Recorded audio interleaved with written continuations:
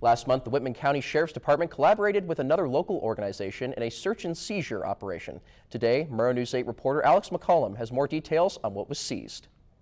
A search and seizure warrant was issued at a home in Alboin in March, but the items officers were searching for were different than you might expect.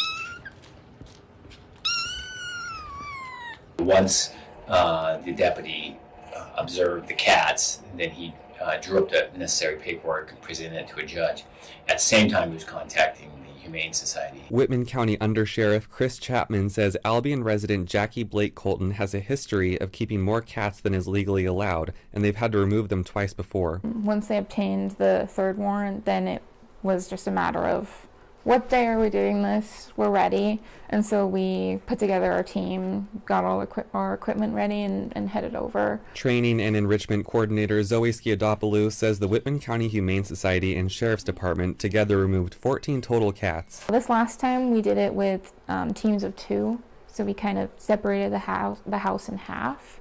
And we had one catching team on one half, one on another. She says most of the cats were in better condition than in previous seizures, but they also found several others who did not survive before returning to the shelter. This little guy and his sister are the only 2 surviving kittens from their litter, which was found crushed underneath a bag of miscellaneous items in the home. Skiadopoulou, who found the litter, says the kittens were neonates or only a day old when they were found. Director of Operations Annie Lindsay says she's been fostering Tiger and Cheetah, the surviving brother and sister from the litter. And so we unfortunately lost 2 other kittens, and so I brought home 3, and about a week later, one other passed. It turns out their kidney had been just kind of ruined at some point in the process, so they could have died at any time. They had a really great little week of life, though, and they were very well loved. Lindsay says as Tiger and Cheetah get older, they'll be able to see whether there were any lasting effects from the condition they were found in.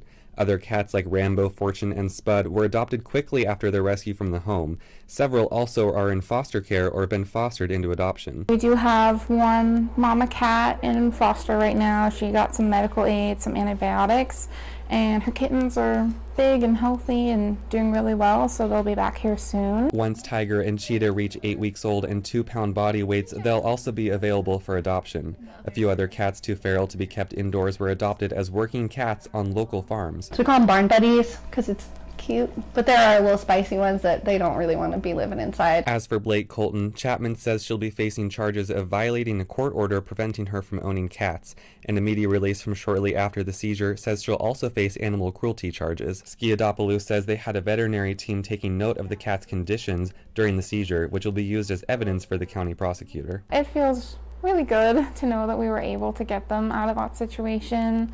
I hope that one day we can not have to worry about cats in that home, so that's the goal. Lindsay says they occasionally receive updates on how the adopted cats, like one nicknamed Handsome Squidward, are growing and blossoming into their new homes. He started talking to us, being really sweet. He started purring, so he got adopted in no time, and we did get a follow-up on him, and he's doing awesome. I mean, it just makes your heart explode.